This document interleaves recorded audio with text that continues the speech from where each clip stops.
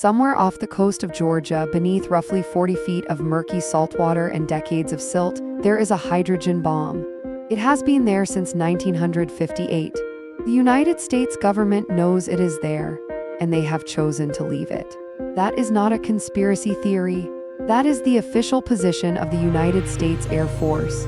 This is the story of the broken arrows, a classified term the military uses for exactly this kind of catastrophe. Not nuclear war, not an enemy strike. Just an accident, a mistake. The kind of thing that happens when you are flying thousands of nuclear weapons through the skies of a planet you share with billions of other people, and something inevitably goes wrong. Between 1950 and 1980, the United States government officially acknowledged 32 such incidents. 32 times, armed nuclear weapons were dropped, burned, lost, or scattered across the surface of the Earth. 32 times, the people responsible scrambled to contain the damage, recover the hardware, and keep the story as quiet as possible. Some of those efforts succeeded, some did not, and in at least one case, the weapon itself was never found at all. It begins, as so many disasters do, with a routine mission. February 5, 1958.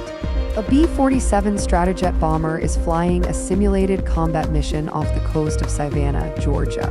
On board is a single Mark 15 thermonuclear bomb, a weapon roughly 100 times more powerful than the bomb that destroyed Hiroshima.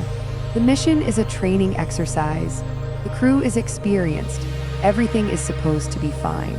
Then another aircraft, an F-86 Sabre on a training run of its own, misjudges a pass and collides with the bomber. The B-47 is badly damaged. The pilot, Major Howard Richardson, has two choices: attempt a landing with a nuclear weapon on board and risk detonation, or jettison the bomb over water and deal with the consequences later. He chooses the water. The Mark 15 drops into Wausau Sound, a shallow coastal estuary near Tybee Island. The Navy searches for it. They search for weeks, deploying divers and sonar equipment and everything they have. They find nothing. Eventually, they give up. The bomb is declared lost. The official recovery effort ends. The weapon is still there today. The Air Force will tell you there is no significant danger. The conventional explosives inside have likely degraded. The bomb was not armed for detonation. The uranium casing poses only a modest contamination risk as long as it remains undisturbed. They will tell you this and then, in the same breath, acknowledge that they have not actually verified the bomb's current condition, because doing so would require disturbing it. The logic circles in on itself and arrives nowhere. But Tybee Island is not even the closest call. That distinction belongs to a farm field outside Goldsboro, North Carolina. January 24, 1961. A B-52 Stratofortress breaks apart in midair during a routine flight. The aircraft is carrying two Mark 39 hydrogen bombs. Both fall free. One deploys its parachute, drifts gently to Earth, and is recovered without incident. The other does not. It tumbles end over end, slams into the soft farmland, and buries itself deep in the ground. When the recovery team arrives and begins the inspection, they find something that drains the color from every face present. The weapon had gone through 3 of its 4 arming stages.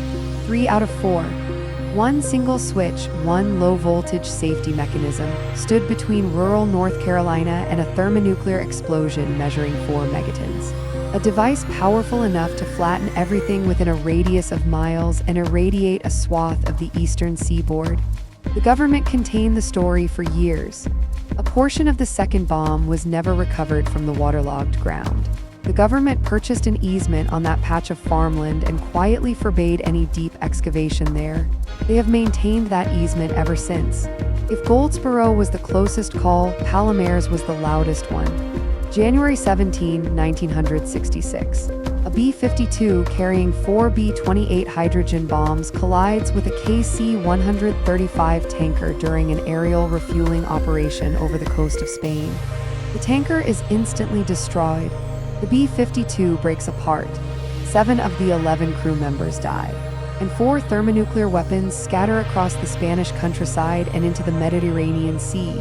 2 of the bombs land on farmland near the village of Palomares. Their conventional explosives detonate on impact, but there is no nuclear blast. Instead, the detonations scatter radioactive plutonium across roughly a square mile of vegetable fields, farmhouses, and grazing land. The local farmers watch military vehicles pour in. They see Americans in strange suits collecting soil. Nobody explains anything to them in a language they understand. The American and Spanish governments agree on a cover story. They call it a plane crash. They delay disclosing the radiation contamination for days. When the truth becomes impossible to suppress, officials bring reporters to the beach and film the American ambassador swimming in the Mediterranean to prove the water is safe. Meanwhile, workers in protective gear are quietly scooping up irradiated Spanish soil and packing it into barrels to be shipped to a nuclear waste facility in South Carolina. The fourth bomb, the one that had fallen into the sea, takes 3 months to locate. The recovery operation involves 11 ships and numerous submersible dives. Spain demands compensation. The diplomatic fallout lasts years. Decades later, studies would find elevated rates of certain cancers in Palomare's residents. The cleanup of that farmland remains incomplete to this day. 2 years after Palomare's, the pattern repeated at the top of the world. January 21, 1968. A B-52 catches fire over Greenland and the crew is forced to bail out.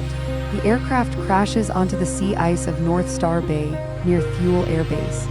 The conventional explosives in all 4 of its B-28 bombs detonate on impact, spraying plutonium and other radioactive materials across a wide area of sea ice.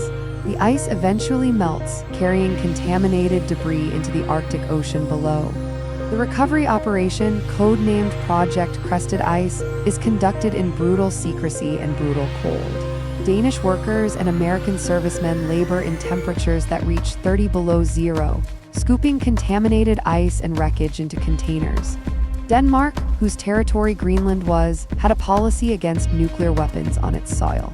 The American government had been secretly violating that policy for years. The crash made that secret impossible to keep. But there is something else about Thule that the official reports do not fully resolve. The inventory shows 4 bombs. The recovery team accounted for material consistent with 4 bombs. But a classified Danish investigation conducted decades later raised questions about whether all the components of one of those weapons had actually been recovered. The report suggested that a secondary stage from one bomb might still be resting on the floor of North Star Bay. The American and Danish governments disputed that conclusion. The matter was never settled. This is the pattern that runs through every broken arrow, not just the accident itself, but what comes after. The immediate scramble to recover and suppress. The carefully worded statements that are technically accurate but structured to mislead. The diplomatic pressure applied to foreign governments. The slow, reluctant release of information, usually only after researchers file Freedom of Information requests and wait years for responses. The official count of 32 incidents was itself not publicly acknowledged until 1980, when the Defense Department released a sanitized summary. Independent researchers have argued the real number is significantly higher.